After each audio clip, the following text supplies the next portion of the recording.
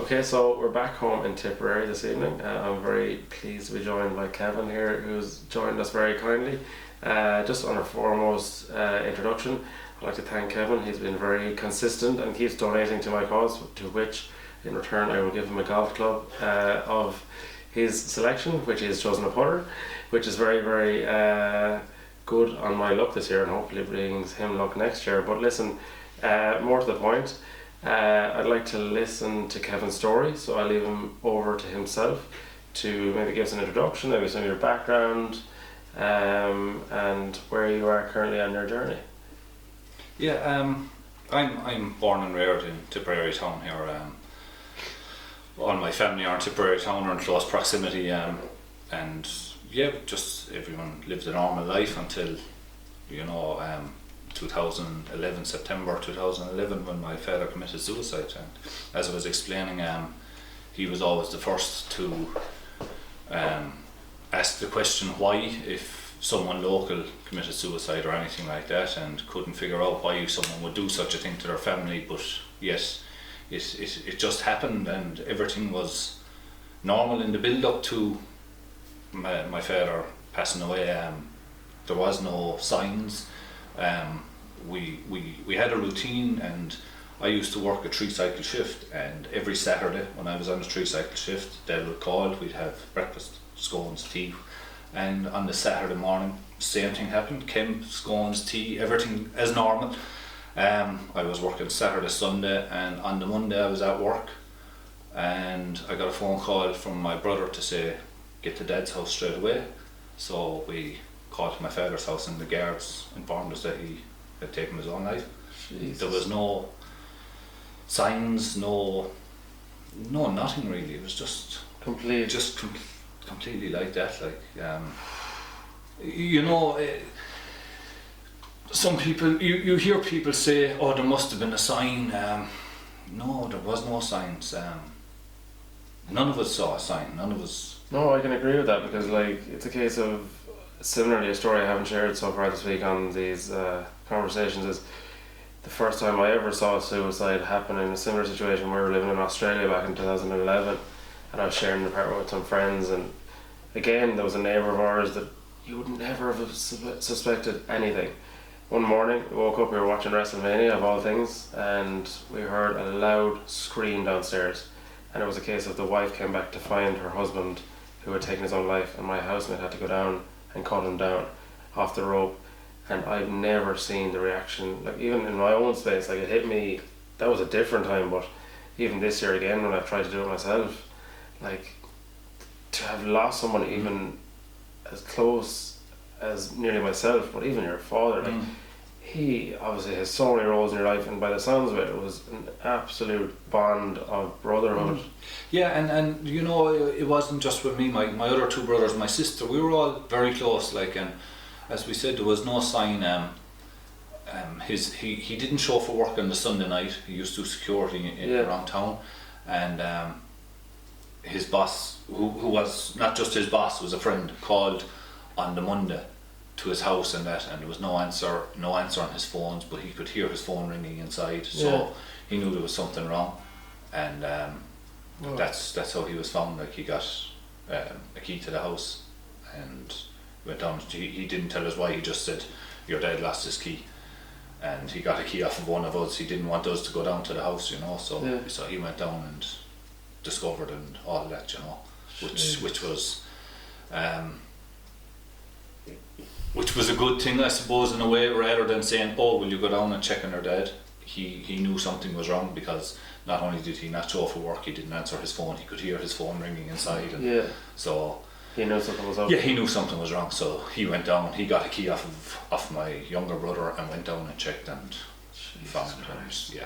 The first thing to say is I'm extremely grateful for you to share such a deep and personal devastation. But it's, without cutting you off, if my story can help just one person, that's it's all worth it. And on that note, it's exactly what happened to me. I, Monday before last, shared my own story. On the back of that, a girl reached out to me for support, and actually still given her time to support her, as you say, give back, and you're just coaxing her through the coping mechanisms to try and help her to get through. Mm-hmm. But as you say, that's all you're trying to do. You're trying to inspire. If you're like, you know, if me telling what I've gone through, or like you said, your story, if it helps just one person, it's all worthwhile. Well, to be fair to you, like, you've gone from strength to strength. So, like, as you said, you're now extending your gratitude, if you will. You're giving back to all sorts. Yeah, like, there's so many great things. You have, you know, Pieta House. You have so many different great charities in that. You mentioned Cycle Against Suicide. Cycle Against Suicide. I've done the Dublin City Marathon to raise funds. I've done Cycling Against Suicide 2 years. I organise all the marshals for Darkness into Light in Tiptown here in every May, and you know, it's just, and I can give back. Like, if by giving back one person gets helped, it's great. It's fantastic. Yeah, it's unbelievable the way, like, as you said, like, through even stuff like Pieta House, something so small, as you said, even contributions or your time. I think both of them are as valuable. Like, they are, because they don't receive the funding that other charities receive from governments and that, which they badly need. Like, they're, you know. And it's very interesting because this week alone we've met another friend of mine, Connor, down in Cork. He's doing actually 32 marathons in 32 counties with 32 pounds in his back, and his challenge is the exact same as mine. He's raising 100,000 for Pieta House. Mm-hmm. So, like, even think about, you know, those monetary values. If we could raise 200, like, how many lives that could save? Yeah. Even if we don't, even as I got a call just before this from the idea of gifts. So when I did my own video on giving my stuff away, as you said, that was, to me, I don't need anything. I'm lucky enough to be alive. The gift of life is the best thing that I've ever got. And then on the back of that, we've been introduced. Like, it's a case of through all these different stories. As you said, one of the things maybe before we started this chat, we were just highlighting how many different people you meet along the journey. Like you were saying, it's incredible to, like, go back, even as you said, you started running. And it just introduced you to a whole new world. It was my father's month's mind mass. And I came back here after the mass with my wife, and we were out in the garage having a cigarette and a coffee. And I said to her, I'm giving up these cigarettes at Christmas. And when I was younger, my dad done 2 marathons, so I said I'll do a marathon as a final farewell and raise funds along the way. So Christmas came, I gave up the cigarettes, started running in February, and that October I done my first Dublin City Marathon, raise funds. And you went on again to do it again? I went on again, and then I done trail marathons in Aherlow here. There's a running club in Galway who do marathons all around the vicinity, and I done. So not alone to your goal, it became an addiction. And you meet so many people along the way, and the social side of things along with you know, the keeping the fit aspect. It clears your head as well. You know, just getting out in the fresh air. Here's a really good point. Again, to go back to Connor's story, when I heard this initially, Connor, thanks again for all the knowledge on this, but basically what happened to him, similarly, he went through a really tough period, and he was actually running, and he, again, to use Paddy Houlihan's analogy, right, so I've been very fortunate to meet all these in the last few weeks, the hooligan, even the inner voice in his head, it's all to do with the inner mind. As you said, it's a case of that release. It actually, for even Connor, comes back to his time for him to actually talk to himself in his head and actually go through things. But that only came at a time when he was actually out for a jog one morning and the battery in his earphones died, and he was like, all of a sudden he heard this voice, and just the euphoria kicked in. That literally smashed 100-mile marathons, 200-mile marathons. It's a case of, as you said, it literally started with the Dublin Marathon. It just accelerates. I think that euphoric release of exercise on top of that, I think it's very hard to compare. It is, especially with the exercise, because as I trained for the marathon, my cousin came online with me training, and he suffers from depression. And you know, when you're doing a 20-mile run, just 2 people, it's a long thing to spend with 2 people running for 20 miles with 3+ hours or so. And you can't just talk about what you've done this week, so your conversation goes deeper and deeper, and he explained about all his depression, and I didn't know this. Really? I did not know he suffered from depression, and he only told me when we were out running. And he had to cut down on his medication because he didn't need it as much through the running, because the endorphins in the body, Yeah. you know, through all Got the running, engine going. got the engine going, and he cut down on his medication and the whole lot. And yeah, It's brilliant to hear. it's just, yeah, if you can just. So even your initiative helped him. Yeah, but yeah, it was something I wanted to do, and he said, "Do you mind if I get on board with you?" And I said, "No, by all means." And he raised funds for another mental health charity as well at the same time, like. But even we were at another conversation that I mentioned just before this with Megan. Again, thanks again for sharing all your stories. Megan was at her lowest point, and I hope she doesn't mind me saying this, but when she actually felt like she was lying in Galway with the weight of the world on her chest from physical and emotional stress, in a sense, through grief, which was very, very tough for her. What she said, in the time of her darkest hours, she was now actually looking at it as a positive memory because of the people that got into her life at those times actually were her friends at an early stage of a new life, if you will. There were new friends that she was making, but now she looks back on them and she actually has them as her best friends. Like, she goes on to mention that they're like a big group of girls and they're all best pals, and it nearly felt like in a way it was right. And the one thing I love with her, and I think it's very similar to what you're saying, is even with myself, or people that I've lost in my life through cancer and all these different health issues that happened through. So as Megan was saying, she was in her time of her darkest hour in Galway. She then formed her now best friends through the most difficult time in her life. And even to spin off that, like, her accolades include, like, she's worked for MTV, she's done her own book, she's done presentations to beat the board. But like, it all goes back to her piece about her spiritual side. Like, when she was at mass as a child, that's when she started to learn her public speaking.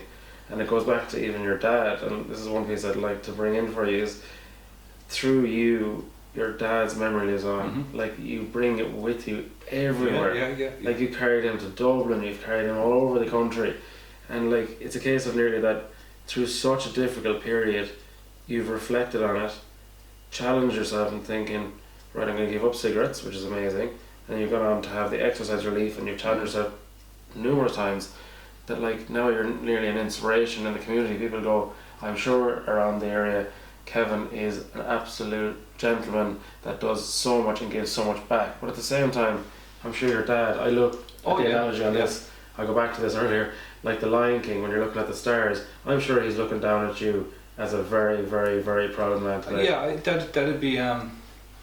that'd be great. Do you know, it'd be a fantastic thing to know, and I hope he is there looking down. Well, like, regardless of everything else, I will know in my head that he's looking down on me. I do the same with my own ancestors. Yeah. You have to carry them with you, because if you don't live their memory, they'll be forgotten. Yeah. And that's the hardest part. It's true, yeah, it's true.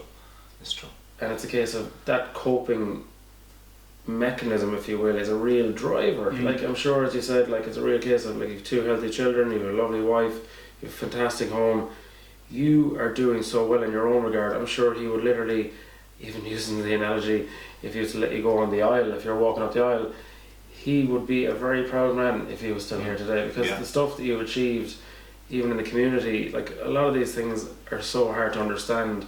Like, even my mother was saying today, like, the negative ripple effect that it had from me being so hard to her this year, rather, let's say, from all my difficulties, that's had a ripple effect negatively. But then to spin that, she was talking about grief in her own family. So like, it's a case of positively or negatively. Like, that's the thing, like, all the work we're doing here is very positive, but then again, people don't realise, like, the negative feeling in your head can have such a devastating effect in general as well. And that's one of the most alarming things about suicide. And to be honest, that's one of the things that's struck me, and it's one of the reasons I didn't let go. Something, your lowest point, something so low, is now getting to be a high, I suppose. Without it completely rebounds. You're absolutely right. Yeah. And it's a case of, like, it really goes back to where you say you have been, like, with the Jim Breen cycle suicide, like all the paid house stuff. It's a case of you've now trajected yourself into a world that you may not have ever been into before. Yeah. And I've done the same. Like, I've challenged myself so much that I'm now in a whole new world. So, like, just final thoughts that I'm trying to tie all this up together nicely and how we'd summarise it for a message to others. But, like, I think you'd be much better to do this. So, like, my last question to Kevin this evening is, if anyone that was suffering suicide was currently in that situation or had been previously from a previous event that someone may have taken their life, what would your advice be? My advice would be, and I have done this with friends in the past, if you could join a club, you don't have to be an athlete, join some sort of a club. Just the talking and the whole lot that comes with that, it just takes a weight off your shoulder. Just by talking, you won't know the people. If you join a club, you will become friends. You will talk, things will come off your chest, and you will feel great after. So just get out and talk. Okay, so some final thoughts before my poor film crew fall over with tiredness. I appreciate all the hard work that they do, but listen, final thoughts from yourself. My last point is, for you to share such a story, I can see in your body language that it still is really present and you're still going through it. So all I can say is, from my own side, you are an absolute inspiration. You're a gentleman, and I cannot thank you enough for how you have inspired this community and beyond, because to be fair, without people like you in the community, Tipperary would not be where it is. So I'd like to thank you for that, and you're a very good man. Thanks, guys. Thank you very much.